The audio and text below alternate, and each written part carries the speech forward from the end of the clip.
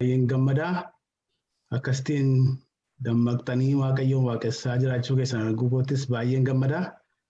Waaqayyo immoo inni carraa kana nuuf kenne, inni yeroo kana nuuf kenne maqaan isaa kan eebbifame haa ta'u. Ameen. Sabni isaa gara gowwummaatti hin deebi'in malee Waaqayyo nagaa isaanitti hin dubbatedha. Waaqayyo hin dubbata. Ameen. Amantii kanaan isin fuulduratti dhiyaadhee jira.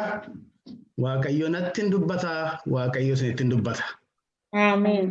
Waaqayyo sabni isaa isarraa dhaga'uu haa barbaadan malee hin dubbata Waaqayyo. Kanaaf maqaan Waaqayyoo haa eebbifamu. Sagalee Waaqayyoo har'a qabu wajjin hin dhageenyu. Galma yookaan akeeka ofii harka keessa galfachuudhaaf dhama'uu wanta jedhudha. Filiphisius boqonnaa 3 lakkoofsa 12 irraa hamma 14 kan jiru nan dubbisa. Kanas argadhee waanan guuttadheef miti, garuu Kiristoos kan isaa waan na godhateef anis isa kana bira ga'ee harka koo keessa galfachuudhaaf duukaa kaachuutti nan jira. Obboloota koo an akka nama harka isaa keessa isa galfateetti of hin lakkaa'u. Haa ta'u iyyuu malee waan tokko nan godha. Wanta na booddeetti hafe yaaduu dhiisee wanta na dura jirutti nan hiixadha. Akeeka sana bira ga'ee gonfoo warra mo'anii argachuudhaaf nan kaadha. Gonfoon warra mo'anii kunis waamicha isa Waaqayyo karaa Kiristoos Yesuus itti ol nu waamedha jedha. Mee gabaabsinee Waaqayyoon kadhanna.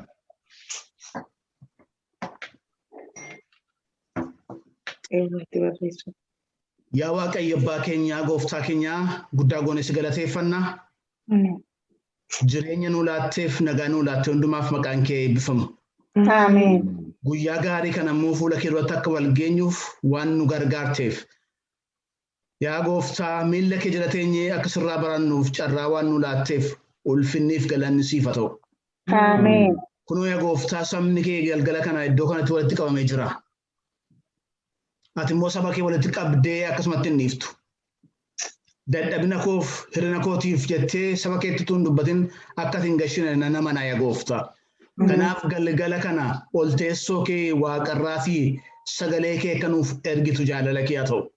Ameen. Sagaleen kee randa gaarotaarraa utaalaa gara keenya haa dhufu. Ameen. Sagaleen kee lubbuu namatti deebisu gara keenya haa dhufu. Ameen. Sagaleen kee morgaa amantii keenyaa jabeessu gara keenya haa dhufu. Ameen. Anatti dubbadhu saba si eeggatu kanatti dubbadhu yaa gooftaa. Ameen. Akkasumatti yoon isaan dhiise karaatti kukkufu kanaaf waan nyaatan kennaafi jette bartoota keetiif gooftaa bartoota keetiin gooftaa saba kanaaf waan nyaataa galaa kenniif. Ameen. Deemsa amantii kanarratti karaatti akka hin dadhabneef akka hin mudokneef kan isaan gargaaru galaasiif galgala kana yaa gooftaa. Ameen. Yaanuuf galaasi waan hidhachiisi. Waan afaan keessa nuuf kaayaa gooftaa galgala kana. Dubbiin keenya jiraataan gara keenya haa dhufu. Ameen. Iddoo kanatti eenyuyyuu ulfina hin argatin. Ameen. Ulfinni isaa kan keeti ati kottu dubbadhu. Ameen. Nuyi hundumti keenya gadi jenna. Ameen. Ol jedhi. Ameen. Maqaa Yesuusiin ameen. Ameen. Ameen.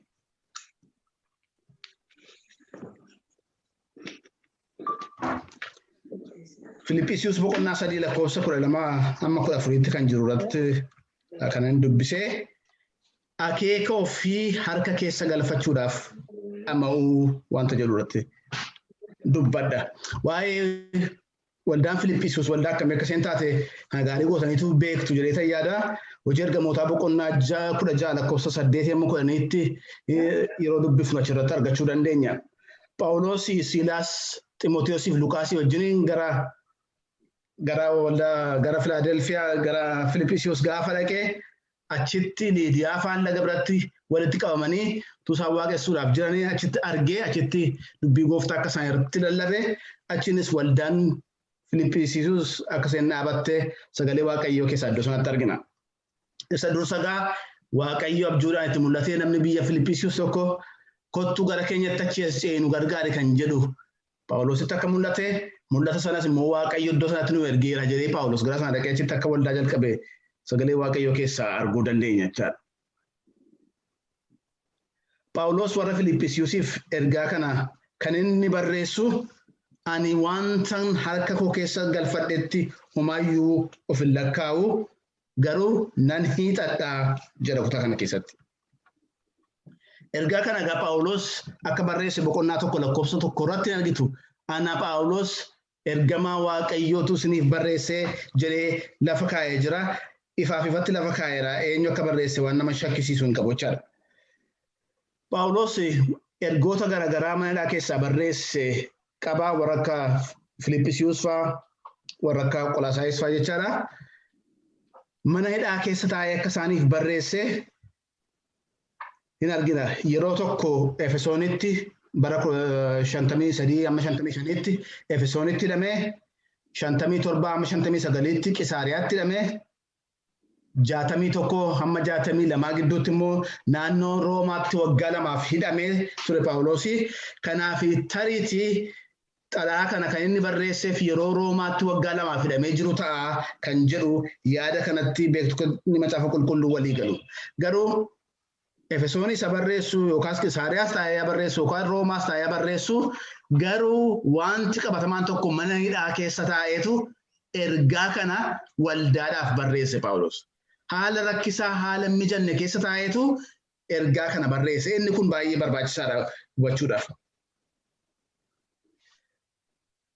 Ijoon dubbii ergaa Filiippisiiyuus maalidha yoo jenne waan afur lafa kaa'achuu dandeenya. Inni tokkoffaanii waa'ee gad of deebisuu Waaqayyoof jedhanii gad of qabuu jireenya kiristaanummaa keessatti barbaachisaa akka ta'e gad of deebisuun gad of qabuun barbaachisaa akka ta'e boqonnaa 2 lakkoofsa 1 dubbata.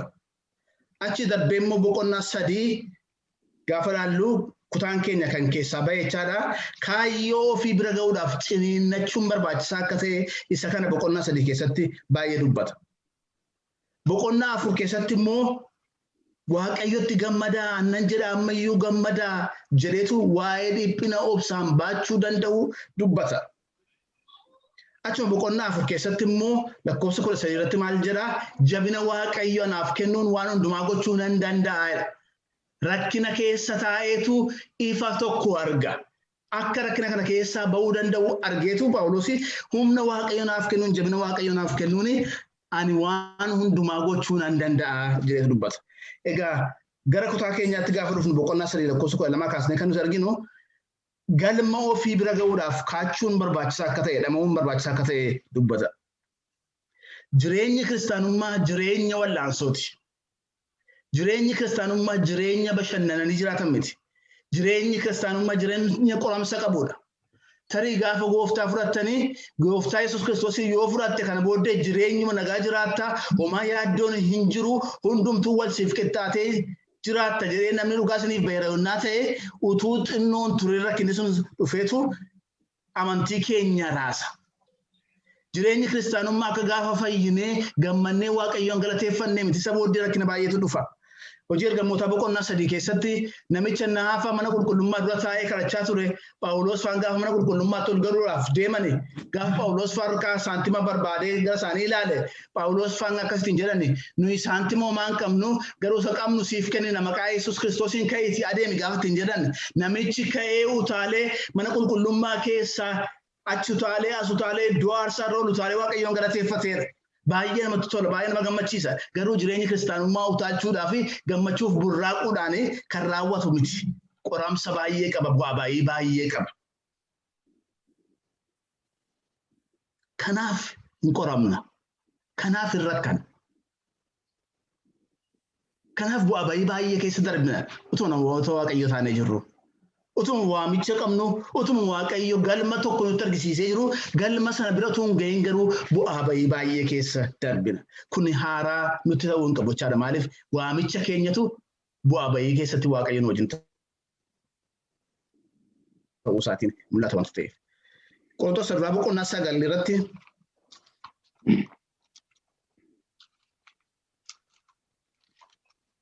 lakkoofsa 24 kaastanii yoo dubbiftan amma 27tti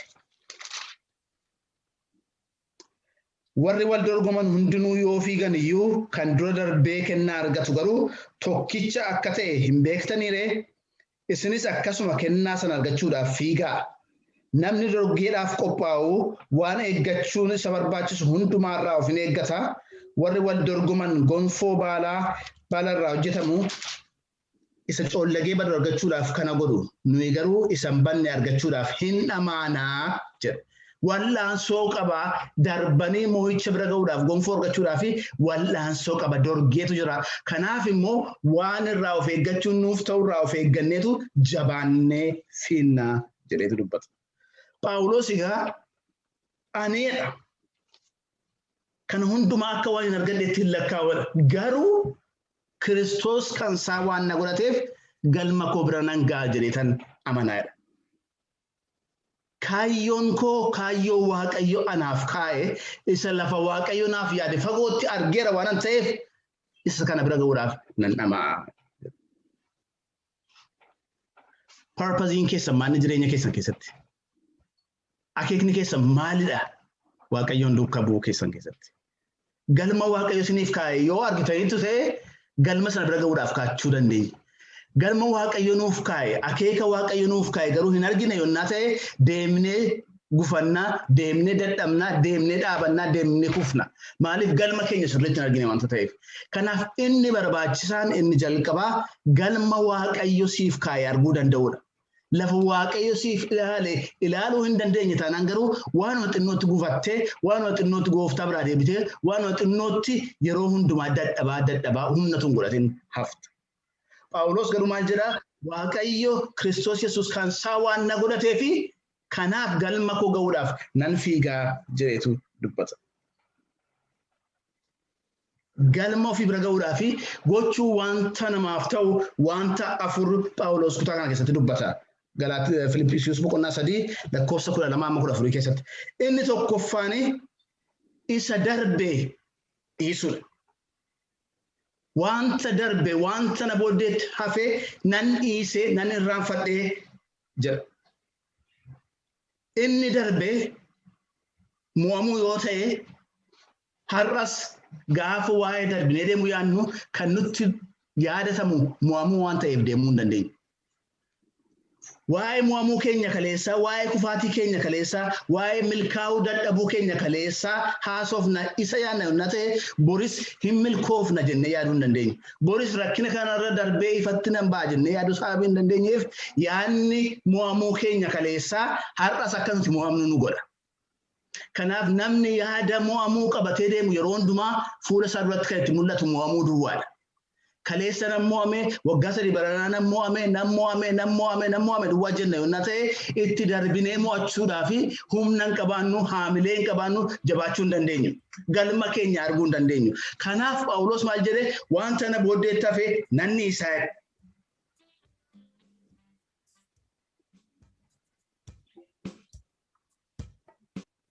Maal dhiise Phaawulos? Ani Kiristoosiif jedhee wanta bu'aanaaf qaba ture hunduma isaa nan dhiiseedha. Wanti inni dhiisee darbe isa kanadha. Wanti inni gatee dhiise isa kanadha. Filiphisius boqonnaa 3 lakkoofsa 7-11 irra ilaaltan. Wanta akka inni galma isaa bira hin geenye isa daangessu hundumaa hin dhiise. Amma garuu Kiristoosiif jedhee wanta bu'aanaaf qaba ture hundumaa akka waan gatameetti lakkaa'eera. Dhugumayyuu gooftaa koo Kiristoos Yesuusiin beekuun hundumaarra waan caaluuf an waan hundumaa akka waan gatameetti nan lakkaa'a. Kiristoosiin bu'aa koo godhachuudhaaf kan hundumaa anaaf waan gatame ta'eera. Akka kosittis isa lakkaa'eera. Wanta baay'ee isaa achi gadi buusanii dubbisanii argachuu dandeessu. Kana hundumaa nan gateen dhiiseedha. Kiristoosiif jedheetan dhiiseedha. Wanta kaayyoo isaatti, wanta galma isaatti gufuutti ta'u hundumaa dhiisee bira darbe. Isa kanadha wanti inni bira darbe. Wanta galma Waaqayyo siif kaa'e bira akka hin geenyeef gufuutti ta'u dhiistee bira darbuu hin dandeessu taanaan galma Waaqayyo siif kaa'e bira ga'uu hin dandeessu. Fiigicha keetti wanta gufuu ta'u dhiistee darbuu hin dandeessu yonnaa ta'e fiigicha kee xumuruu hin dandeessu. Wanta gufuusatti hin taane hojii ergamootaa boqonnaa 22 lakkoofsa 25 gaafa dubbistanii gaafa rakkisan gaafa reebanii maadhaatti isa gidirsanii namichi kunii jedhan keessa ba'anii mana seeraa fuulduratti abbaa seeraa fuulduratti dhiyaatee gaafa dhugaa isaa falmatu namichi kun ajjeefamuu baduutu irra jiraata biyya lafaarraa gaafa isaan jedhanii akkas jedhe Phaawulos. Attamittis namni Roomaa tokko utuu seeraan ittiin faradameen akkasitti reebama. Ani nama Roomaa ta'ee hamma kana gidirfamuun koo seeraa gaafa jedhu namichichi abbaan dhibbaa na'eetu namichi kun maal dubbataa? Ani koo nama zeegaa Roomaa ta'uudhaaf horiidhaan bitadhe ennaan ani ittiin dhaladhe. Ani nama Roomaati Kiristoosiif jedheetan dhiise malee waamicha kootti sababii gufuu ta'uuf jedheetan dhiise malee amma garuu dhiisu. Ani nama Roomaati gaafan jedhee dubbii guddaan nutti dhufaa jedhanii sodaatan. Garuu lafa ulfinas waaqayyootti lafa kaayyoo isaatti gufuu isaatti ta'etti eenyummaa isaa nama Roomaa ta'uu isaa seera barachuu isaa dandeettii qabaachuu isaa hundumaa akka kositti lakkaa'e. Wanta ittiin dhaadannu akka fooniitti waan baay'ee lakkaa'anna yoo ta'e galma waaqayyo nuu geenye yaada waaqayyo nuuf yaade bira ga'uu hin dandeenye. Dandeettii garaagaraa qabaachuu dandeenya. Humna qabaachuu dandeenya, beekumsa qabaachuu dandeenya, horii qabaachuu dandeenya, wanta hundumaa galma keenya bira ga'u garuu in terms of warra kanaatiin yaadna yoo ta'e galma keenya bira ga'uu hin dandeenya. Kiristoosiif jennee wanta dhiisuun nuuf ta'u dhiisuun barbaachisaadha. Inni lammaffaa wanti inni booddeetti dhiisee darbee Efesoonuma boqonnaa 3:4-6 gaafa dubbistanii ani seera eeguudhaanii nama na fakkaatu hin qabun ture kanarraan kan ka'eyyuu olii gadii deemee warra amantootaa hiisisaan ture waldaa kiristaanaa cufsiisaan ture jedheetu jireenya isaa kaleessaa keessatti akka moo'ichaatti akka waan gaarii godheetti seenaa dubbatatu hundumaa kositti lakkaa'ee dhiise. Namoonni baay'een jireenya isaanii har'aatu hin taane jireenya isaanii waggaa 10 darbeetiitu isa alala guuraa jiraatu. Waggaa 5 baranaa akkas ta'e waggaa 10 dura koo waaqayyo akkasitti naan hojjetee gaafa biyya ture waaqayyo akkasitti naan hojjetee inni suni seenaa inni suni har'a moo'ichaan nu ga'u har'a galma keenya biraan nu ga'u. Phaawulos wanta gochaa ture cubbuu hojjechaa ture hunduma isaa akka kositti lakkaa'ee waaqayyo isa kana naaf dhiiseera jedheetu dubbata. Boqonnaa 2 lakkoofsa 20-21tti arguu dandeessu isa kana. Akkas jedha nuyi garuu nama biyya waaqaatii gooftaa keenya fayyisaa keenya Yesuus Kiristoosiin achi nuuf dhufa jenneen eeggannaa inni humna isaatiin bifa dhagna keenyaa isa gaddeebi'aa diddiiree akka dhagna isaa ulfina qabeessa gochuu hin danda'a jedha. Cubbuu koo hundumaa dhiisee nama kan biraa godhee na dhalachiiseera waaqayyoodha. Namoota tokko erga gooftaa fudhataniyyuu akka isaan jireenya kiristaanummaatti hin jabaanne hin dhaabanne kan isaan godhu cubbuu utuu gooftaan beekin godhane irraanfachuu dadhabuudha. Jireenya fokkisaa utuu gooftaan beekin keessa darban irraanfachuu dadhabu giltii koonshasiin yeroo hundumaa isaan waqqasa. Namni giltii koonshasiin akkasiisaa waqqasu darbee deemuu hin danda'u, tarkaanfachuu hin danda'u. Cubbuu keenya irra daddarba keenya wanta waaqayyoon gaddisiifne sababatu waaqayyoon hin beekin waaqayyoon gaddisiifne waaqayyo irraanfatee dhiiseera. Waaqayyo dhiiga Yesuus Kiristoosiin nurraa qulqulleesseera galanni waaqayyoof haa ta'u. Kanaaf tariitii erga gara gooftaa dhuftanii iyyuu jireenyi keessan duraanii yaada isaa waa'ee isaa yaaddanii kan dhiphattan amma dhuguma waaqayyo siif dhiisee jedhee diinnis kan ittiin isin qoru ofii keessanis waaqayyo kana waan naaf dhiise natti hin fakkaatu kan jettanii yaaddan yaada kanaatiin kan dhiphattan yonnaa jiraatanii galma waaqayyo isiniif yaade bira ga'uu hin dandeessan. Kanaaf kana wanta booddeetti hafe wanta bira darbitanii booddeetti dhiistanii darbuu danda'uun barbaachisaadha. Isa kana booddeetti darbadhee isan bira darbe dhiiseetanii gara fuulduraatti ilaalaa. Inni sadaffaanii moo'icha duraan argatanitti hirkachuu. Namoonni baay'een akkuma sila jedhee moo'icha waggaa darbeetiin har'a jiraachuu barbaadu. Waaqayyo moo'icha nuuf kenneera waggaa darbee galanni waaqayyoof haa ta'u. Garuu har'as immoo waaqayyo moo'icha nuuf kenna. Mo'ichi waaqayyo waggaa darbe nuuf kenne har'a akka inni mo'icha nuuf kennuu danda'u amantii keenya akka sarratti gannu hin godhu taanaani dhiisnee bira darbuu danda'u nurra jedha. Waaqayyo sanni mo'icha nuuf kenneef galateeffannee garuu mo'icha caaluuf dhama'uun barbaachisaadha. Lafa kaleessaatti quufnee jiraanna yonnaa ta'e isa waggaa darbe waaqayyo dinqii nuuf godhetti quufnee jiraanna yonnaa ta'e darbinee deemuu hin dandeenye. Lafa kaleessaarraa darbuun nu raafachaadha. Kanaachi baallabatti diinuma achooti sosocho'uu ta'achaadha. Phaawulosi mo'icha waaqayyo isaaf kenne wanta waaqayyo isaaf godhe wanta baay'ee tarreessitu kana hundumaa garuu akka waan booddeetti hafeetti lakkaa'etanii ammayyuu fuulduratti ni xadhaa'e. Wanta booddeetti hafuun irra jiraatu booddeetti hambisuu dadhabuu keenyarraan kan ka'etu yookaan fuulduratti hin deemnu yookaan booddeetti hin deebinu achuma dhaabannee joonja'aa deemna jireenya kiristaanummaa keenyaa keessatti. Irraan deebi'a. Wanta booddeetti hafuun isaaf ta'u hundumaa fuunee waan deemnuuf galma waaqayyo nuuf ga'u galma waaqayyo nuuf qopheesse bira ga'uudhaaf dadhabnee iddoo jirrutti joonja'aa jiraanna jechuudha. Kanaaf egaa galma waaqayyo isiniif qopheesse bira ga'uudhaaf inni jalqabaa isa darbe dhiisudha. Har'a sammuu keenya keessaa wanti nu nyaatu maaltu jira laata?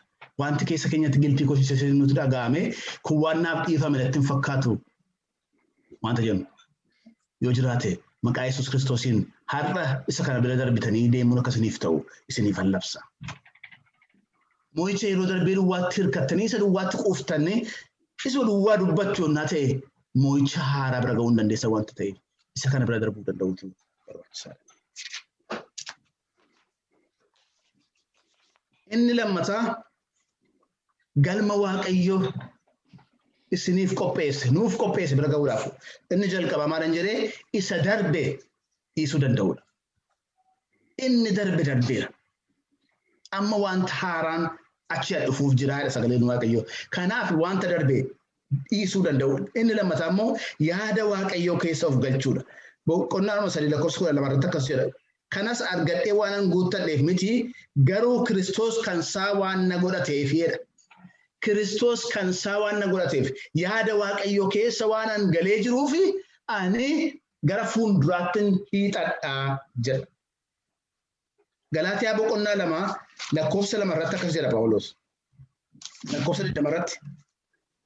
Egaa si'achi Kiristoos isa na keessaatu jiraata malee anatu jiraata miti. Jireenya nama fooniin jiraadhu immoo ilma waaqayyoo sana jaallatee ofiisaas dabarsee sanaaf kennetti amanuudhaan nan jiraadha. Anatu jiraata miti ani jireenyi koo har'aa jireenya Kiristoosi. Kiristoostu na keessaa jiraataadha. Yaada waaqayyoo keessa galeera. Phaawulos inni ari'achaa ture, inni kiristaanota dhiphisaa ture, inni waan baay'eedhaan dhaadachaa ture, inni waan baay'eedhaan of tuulaa ture, inni darbeera.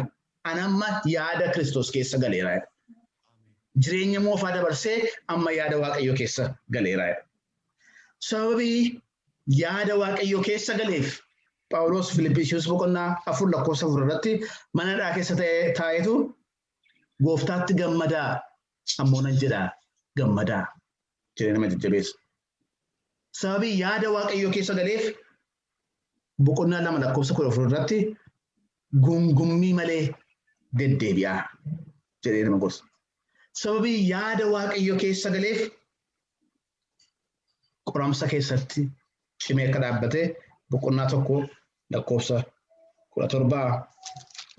1:17-27-28tti arguu dandeenya. Amma garuu akka warri wangeela Kiristoos fudhatan jiraachuun ta'utti jiraadhaa malee kan biraas hin dhibin. Hafuura tokkoon iddoo keessaniituun socho'in dhaabattanii yaada tokkoon amantii karaa wangeelaa argameef akka wal dorgomtan nan barbaada. Ani yoon dhufe akkasitti sin argu yoon dhufuudhaa baadhes immoo akkasitti jiraachuu keessan dhaga'uu nan fedhaadha. Utuu socho'in amantiitti yaada waaqayyoo keessa galtanii jireenya isa darbe dhiiftanii yaada waaqayyoo keessatti cimtanii dhaabattanii isin arguutti hin gammadaa jedha. Kanaaf yaada keessan isa darbe dhiisaati yaada waaqayyoo keessa of galchaa.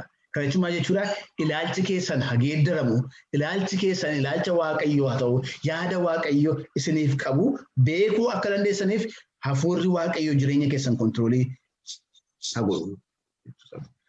Petros salamaffaa boqonnaa 3:14 irratti immoo yoo argitanii waaqayyo wajjiniin nagaa qabaadhaa.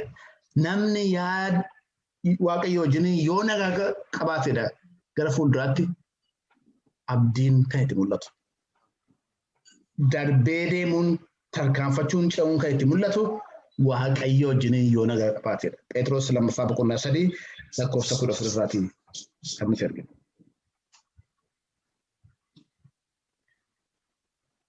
Isa darbe erga dhiisee booddee yaada waaqayyoo keessa erga of galchee booddee inni lammaffaa yaada waaqayyoo keessa of galchuudha.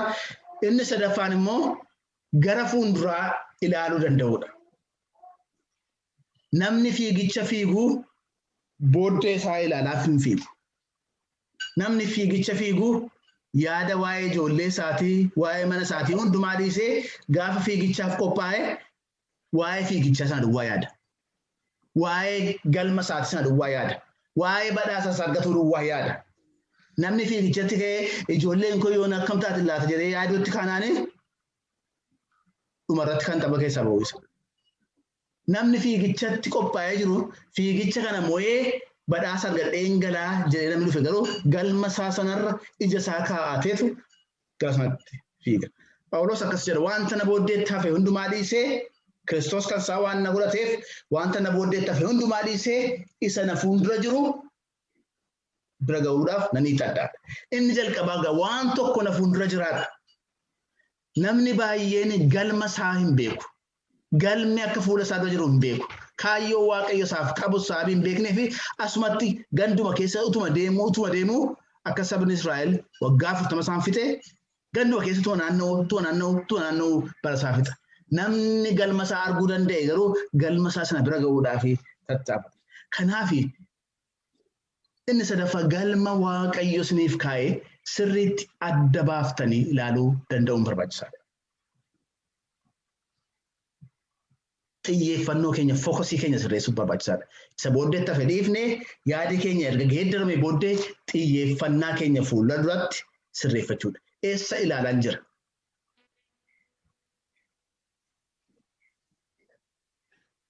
Phexros waan gaaf tokko gooftaa Yesuusiin akkas jedhan. Yaa gooftaa waan hundumaa dhiifnee si duukaa buuneerraa maal argachuuf jirra? Galmi keenya maanni? Wanti nuti argannu bu'aan keenya inni dhumaa tokko maalidha? Bu'aan keenya waan biyya lafaa kanarratti yoo ta'e namoota hundumaa caalaatti nuuf gadduu taa'aadha Phaawulos. Qorontos boqonnaa 15 keessatti. Jireenya biyya lafaa kanarratti duwwaa waaqayyotti amanna yoo ta'e namoota hundumaa caalaatti nuuf gadduutu nuuf bu'uutu taa'aadha. Galmi keessan maalni? Galmi keenya waatti argachuuf galmi keenya dhukkubatti fayyuudhaaf yoo ta'e yaaddoo malee jiraachuudhaaf yoo ta'e galmi keenya jireenya bara baraa miti yoo ta'e gonfoo bara baraa miti yoo ta'e galma keenya sirreeffachuun xiyyeeffannaa keenya deebinee sirreeffachuutu barbaachisaadha. Maal abdattanii maal ilaallattaniitu gooftaa duukaa buutan? Muka qilleensa siif achi raasuu ilaaluu dhuftanii miti gooftaa Yesuus. Maal ilaaluu maal gochuudhaan dhufne galma keenya sirriitti ilaaluu barbaachisaadha. Ibroota boqonnaa 11 lakkoofsa 24-26tti waa'ee galma ofii sirriitti ilaaluu xiyyeeffannaa ofii sirriitti qajeelfachuu waa'ee Musee irratti akkas jedha sagaleen Waaqayyoo. Museen yeroo guddatee amantiidhaan ilma intala Fara'oon jedhamee waamamuu didee yeroo gabaabaadhaaf cubbuu keessa jiraatee gammaduurra saba Waaqayyoo wajjin rakkina jala jiraachuu fo'ate. Inni ija isaa gatii isaa isa booddeerra waan kaa'ateef sooroma Gibxii hundumaarra sababii Kiristoosiif arrabsoo baachuu badhaadhummaa isa caalutti lakkaa'atee jedhetti waan baay'ee dubbata. Dubbii dhoksaa gadi fagoo baay'ee of keessaa qaba. Garuu inni barbaade maal jedha? Inni ija isaa gatii isaa isa booddeerra waan kaa'ateef jedha. Iji isaa rakkina har'a keessa jiru, bu'aa ba'umsa har'a keessa jiru, qoromsa har'a keessa jiru irratti hin taane iji isaa isa booddeeti, gatii isa booddeeti. Kanaaf har'a mana Fara'oon keessa qananiitti jiraachuun kun naaf hin ta'u jedheetu saba Waaqayyooti wajjiniin rakkachuu filateera. Maaliif galma isaa xiyyeeffatee ilaaleera. akeeka waaqayyo isaaf qabu badhaasa waaqayyo isaaf qopheessee jiru waan argeef qananii isaas hin jaallanne rakkina isaas hin sodaanne Kiristoosiif jedhanii arrabsamuu akka bu'aa guddaatti lakkaa'ateedha Museen. Maaliif galma isaa fagootti ilaaleera. Nama lafa ilaalaa deemuuti. Nama fuula dura ilaalaa deemuudha. Waaqayyo nu gargaaru. Raadeessi ilaalcha keenya gara fuulduraatti yoo ta'e galma keenya ilaalaa deema. As yonnaa ilaalle garuu wanta nu gargaaru hin arginu. Bukkee keenya yoo ilaalle wanta nu gargaaru hin arginu. Wanta abdii nu kutachiisu arginu. Wanta hamlee keenya nu buusoo ilaalla. Obboloota wajjin waaqeffannu yoo ilaalletaniifi wanta hamlee nu buusu baay'een jiraachuu danda'a ta'a. Wanta biyya lafaa irratti ta'aa jiru, wanta biyya keenyatti ta'aa jiru, wanta waldaa kiristaanaa keessatti ta'u, wanta baay'ee yoo ilaalle hamlee wanta nu buusu ta'uu danda'a. Garuu galmi keenyas kan miti. Galmi keenya Yesuus Kiristoos bira geenyee gonfoo ulfinaa fudhachuudhaaf waamamne. Kanaaf wanta hundumaa dhiisetanii nan hiixadhaa jedhe Phaawulos. Ibroota boqonnaa 12 lakkoofsa 2 irratti akkas jedha. Yesuus isa amantii keenya jalqabee fiixaan baasu sanatti ija hin buqqifannu. Inni gammachuu fuula isaa dura jiru sanaaf jedhee fannoo irratti du'uu isaatiif yeelloo sarara ga'e homaattuu tuun lakkaa'in obsaan fannoo irratti du'uu hin danda'e eegasiis gara mirga teessoo waaqayyoo hin taa'edha.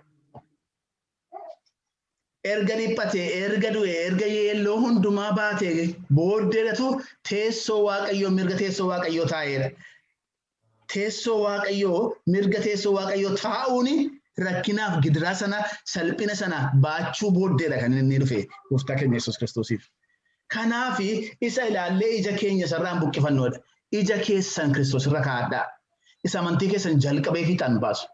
Isa isin hin dandeessisu, isa mo'icha isiniif kennu Kiristoos irra ija keessan yoo kaa'attani haala har'a keessa darbaa jirtan keessa darbuu dandeessu.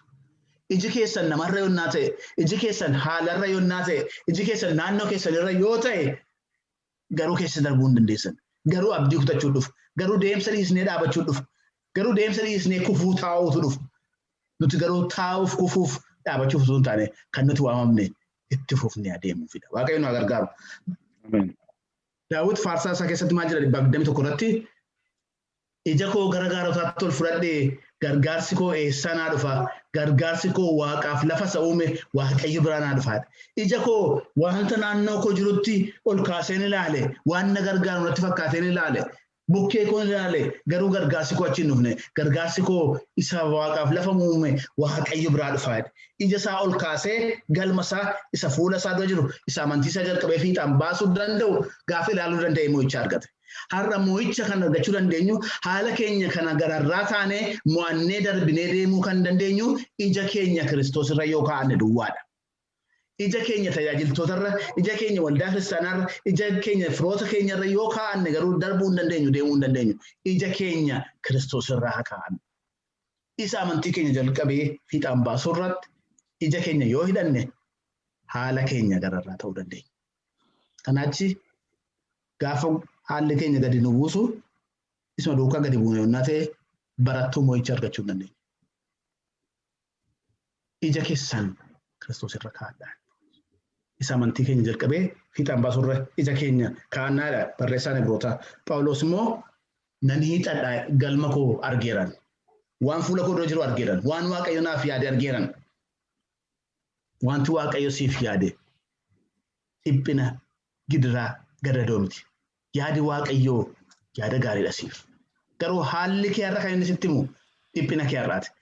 Haalli kee namni kan sitti himu, ollaan kee kan sitti himu waa'ee rakkachuu keetii, waa'ee gaddeebi'uu keetii, waa'ee qoramsa keetii ta'uu danda'a. Yaadi waaqayyoo garuu isa kana miti. Maaliif Ermiyaas boqonnaa 29 keessatti kan inni jiru akkas. Yaada isiniif yaadu anuma duwwaatu beeka. Innis yaada nagaatii fi yaada waan isin yaaddan isiniif raawwachuuti malee yaada si balleessu miti.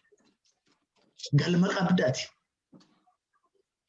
Galma qabda. Akeeka siif kaa'eera waaqayyo. Qoramsi kee har'aa, rakkinni kee har'aa galma kee miti. Bu'aa ba'iin asirra keessa darbaa jirtu galma kee miti. Galmi kee mo'icha waaqayyo wajjin. Galmi kee ulfina waaqayyo wajjin. Galmi kee badhaasa waaqayyo wajjin. Ija kee ol kaasii badhaasa kee irra kaa'adhu. Isa waaqayyo fuula kee duratti siif qopheesse ilaaluu danda'e. Yoo kana ta'e obsaan dandeessa rakkina har'a keessa. Qoromsarraa obsaan baachuu dandeessa. Inni arfaffaan ifni xumuraa dhama'uudha. Galma ofii bira ga'uudhaaf wanta booddeetta fedhiisu yaada waaqayyoo keessa of galchuu sadaffaatti immoo xiyyeeffannaa ofii sirreeffatanii gara fuulduraa ilaaluudha. Arfaffaan immoo isa sana bira ga'uudhaaf immoo dhama'uudha hojii barbaachisa. Jireenyi kiristaanummaa jireenyuma harka maratanii ta'anii eeggatan miti. Jireenya dhamaanidha. Nan hiixadha de Paawulos harka koo qabadhee taa'ee waaqayyo galma naaf qabaa yaada naaf qabaa kanaaf ilma dhufa yaadni koo adiraashaa ilma kootti dhufa jedheen taa'uudha. Nan hiixadha de Paawulos. Wal'aansoon qabaa. Eeyyotu jira Paawulostu jira rakkina guddaa keessa darbee si'a meeqa caccabaa markabaarran ture si'a meeqa reebame rakkina kana guutuutu narra ga'ee garuu ammayyuu galma koorraa na deebisuu hin danda'u. Garuu ammayyuu galma koo argaa hin jiraanii jira Paawulos. Nan hiixadha rakkina kana keessaa nan ba'a. Nan hiixadha ni jedhu kuni tokkoffaa akka keessaa bahuu danda'u amaneera. Haala kana keessaa darbuu akka danda'u amanuu isaa argisiisa.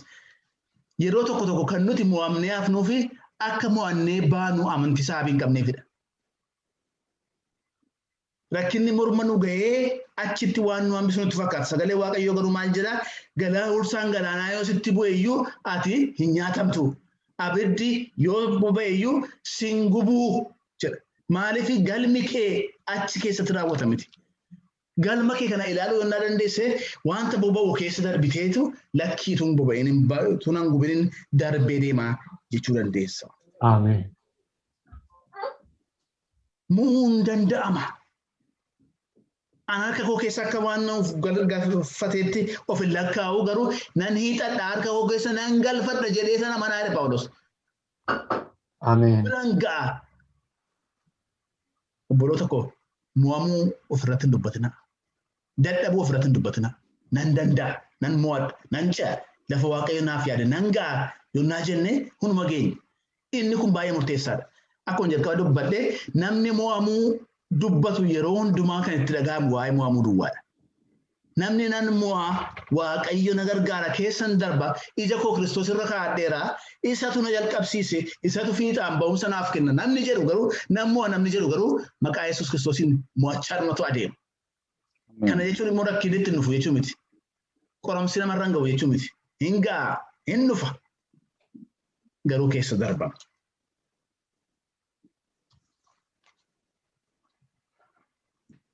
Seera uumamaa boqonnaa 26 lakkoofsa 18-22 gaafa dubbiftanii waa'ee Yisaaq argitu. Yisaaq gaaf tokkodha. Boolla abbaan isaa Abrahaam qote kan dure deebisee baafateedha. Gaafa inni bishaan baafatu warri Geeraar dhufanii isa rakkisanii bishaanni kun an keenyaa jedhanii qoccollootti kaasaniidha. Lolatti kaasanii morkii irratti kaasanii. Bishaan inni ofii baafate bishaan abbaan isaa qote kan inni immoo itti darbee deebisee baafate dhufanii an keenyaadha. Wallaansootu itti baay'ate. Kanaaf iddoo bishaan sanaa Eeseq jedhee moggaasee bira darbe. Falmiin natti ka'e jedhee itti moggaasee bira darbe. Ammas immoo darbanii boolla lammaffaa qotaniidha.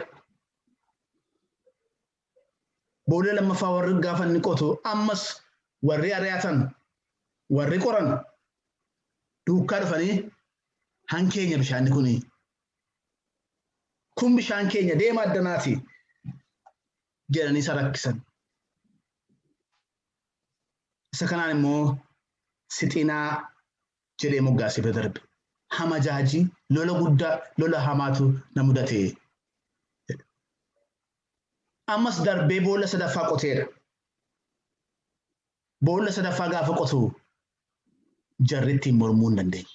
Haaleluyyaa. Jarri dura dhaabachuu hin dandeenye. Falmii itti kaasuu hin dandeenye. Qoccolloo itti kaasuu hin dandeenye. Iddoon kun iddoo qoccolloof iddoo falmii miti. Iddoo hama jaajin nama dura dhaabachuu danda'u miti.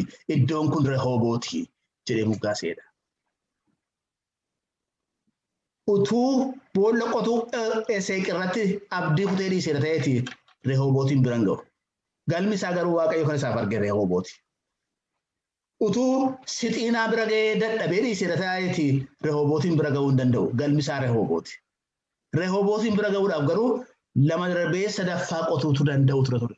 Nan amaadhaan Phaawulos jedhus akkasiiti. Tokko irratti mo'amee, lammaffaa irratti mo'amee, sadaffaa irratti mo'icha argachuu hin danda'amu. Tariiti har'a waan baay'ee yaaltanii kan dadhabdan yoonnaa jiraattan har'a garuu maqaa Yesuus Kiristoosiin dhamaa mo'ichaan argattu. Luqaas boqonnaa 5 irratti seenaa bartootaa argina. Gaaf tokko ganama barii bartoonni qurxummii qabuudhaaf kiyyoo isaanii irraa taa'anii kiyyoo isaanii darbachaa bulanii homaayyuu hin qabne turanidha. Gooftaa Yesuus Kiristoos isaan biraan ba'ee ijoollee waan afaan bulettiin baafatan qabduu jennaani. Eda halkan guutuu dadhabaa bullee baay'ee dhamaane garuu qurxummii tokkoyyuu qabuu hin dandeenye ittiin jedhan gooftaan. Kana booddee gooftaan maal jedhee Phexrosin gara tuujjubichaatti achi siqiitii qurxummii qabuudhaaf kiyyoo keessan darbadhaa jedhe. Tuujjubichatti siquun dhama'uudha. Kiyyoo qabuudhaaf darbachuun dhama'uudha. Hin qabduutti jedhe gooftaan. Galmi keessan qabachuudha. Hin qabdu kiyyoon keessan hin guuta. Kanaaf gara tuujjubichaatti achi siqiitii kiyyoo keessan darbadhaa gaafattiin jedhu Phexros akkas jedhe yaa gooftaa eda halkan guutuutti dadhabaa bullee homaa hin arganne amma garuu dubbii kee jedhee nan godhaa jedha. Amma garuu dubbii kee keessa mo'ichi akka jiru waan an beekuuf wanta jette gochuu akkas dandeessu nan amana kanaaf isatti jetteef jedhee nan godhaa jedha. Waldhaansoo itti fufanii qaban irratti hamma kiyyoon isaanii tarsa'u ga'uutti qurxummii danuu qabatanidha. Yeroo tokko qabsoofnee mo'amnee lamas qabsoofnee humni keenya dhumee achitti riifna. Galmi keenya mo'amuutti harka laatinaa. Galmi keenya mo'amuudha. Galmi keenya ulfina. Kanaaf Phaawulos wanta na booddeetti hafe hundumaa dhiisetanii isa fuula koo dura bira ga'uudhaaf nan hiixadha. Galma Waaqayyo siif kaa'ee hin argine yoo ta'e loluma sitti ka'u hundumaatiin mo'amte teessa. Waan tokko jalqabdaa lola sitti ka'aa hin dhiifta. Amma uummachiisitti immoo kan biraa jalqabdaa isattis lola ka'aa hin dhiifta. Maaliif galma kee sirriitti hin argine waan ta'eef galma kee yonnaa sirriitti argite garuu obsaan dandeessee galma kee sana bira ga'uudhaaf tattaafachuun barbaachisaadha. Gara xumuraatti gaa Qorontos isa lammaffaa boqonnaa 4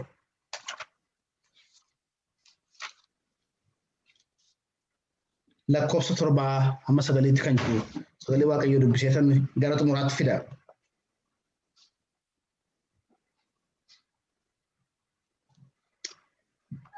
Lakkoofsa 8 kaasnee dubbifne akkas jedha. Karaa hundumaa hin rakkannaa garuu badduu hin baanu. Waan goonuu wallaallaa garuu abdiin kutannu. Hin ari'atamna garuu hin gatamnu. Lafaan dhaamna garuu achumatti nafu. Yesuus jiraataa ta'uunsaa dhagni keenya jiraachuu isaatiin akka mul'atuuf yeroo hundumaa milikkita du'aatti dhiyeeffamu Yesuus dhagna keenyatti baannee na deemnaadha. Hin rakkannaa garuu badduu hin baanu. Hin ari'atamna garuu hin mo'amnu. Lafaan dhaamna garuu achitti nafu kaanee deemna. Galma qabna. Galma qabna. Har'a rakkina keessatti darbaa kan jirtan yoonnaa jiraattan. Ari'atama keessa darbaa kan jirtan yoonnaa jiraattan. Qoramsa gurguddaa keessa darbaa yoonnaa jiraattan har'a sagaleen misraachuwaan isiniif qabu dubbiin Waaqayyoo kan inni jedhu galma keessan bira ga'uudhaaf hiixadha. Dhamaa tokko mo'amee rattanii harkan kenninaa, lama mo'amee rattanii harkan kenninaa, sadii mo'amee rattanii harkan kenninaa. Galmi Waaqayyo isiniif qopheesse mo'amuu irra darbee mo'icha argachuudha wanta ta'e. Mo'ichi galma ofii sirriitti adda baasanii beekuu danda'uudha. Galma keessan sirriitti adda baaftanii beektu. Taargeetii keessan beektu maaliif deemtu? Wanta waaqayyo isiniif yaade yaada waaqayyo isiniif yaade sirriitti adda baaftanii beektu naa ta'e bu'aa bayii yoo baay'ate iyyuu qoramsi yoo baay'ate iyyuu harka keessan galfattu. Waaqayyo harkuma keenya bal'isnee akkuma hawwannetti nu hambisiisu. Harka koo keessa nan galfadhaa jedhe Phaawulos. Isa darbeenii yaadee isatti hirkadhee dhaabadhu. Akkuma isiniin jedhe moo'ichi keenyas mo'amuun keenya kaleessaas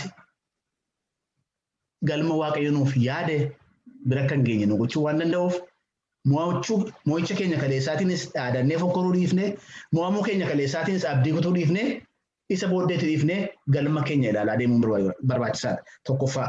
Lammaffaan yaada waaqayyo keessa gashuudha. Maalidha waaqayyo wanti inni irraa barbaadu? Yaadi waaqayyo anaaf maalidha? Haalan keessa darbaa jiru kana keessatti wanti waaqayyo naaf yaade maalidha jennee yaada waaqayyo beekuudha. Inni sadaffaa immoo galma keenya sirriitti adda baafnee erga beekne booddee xiyyeeffannaa keenya isarratti gochuudha. Isarratti fookasii gochuudha. Humna keenya isarratti fixuudha. Galma keenya irratti yeroo keenya fixuudha. Dandeettii keenya wanta qabnu hundumaa galma keenya sana bira ga'uudhaaf wallaansoo gochuudhaaf irratti cichuudha. Inni arfaffaanii galma sana bira ga'uun immoo salphaa waan hin taaneef bu'aa bayii sana keessatti jabaannee dhaabachuudha. Nan dhama'aa. Egaa buloota koo har'a haala garaagaraa keessa jiran bu'aa bayii baay'ee keessa jiranna wanta baay'ee wanta nu qoru wanta baay'ee wanta abdii nu kutachiisu guyyaa guyyaatti keessa darbina. Garuu galmi keenyas kana miti. Waaqayyo galma gaarii nuuf qopheessee jira. Akeeka waaqayyo nuuf qopheesse bira ga'uudhaaf egaa isa darbe dhiifnee yaada waaqayyo keessaaf gashinee isa amantii keenya jalqabee fiixaan baasuu danda'u irratti ija keenya kaa'annee yoo dhamaane waaqayyo galma keenya biraan nu ga'a. Isa amantii keenya jalqabee fiixaan baasutti ijaan buqqifama.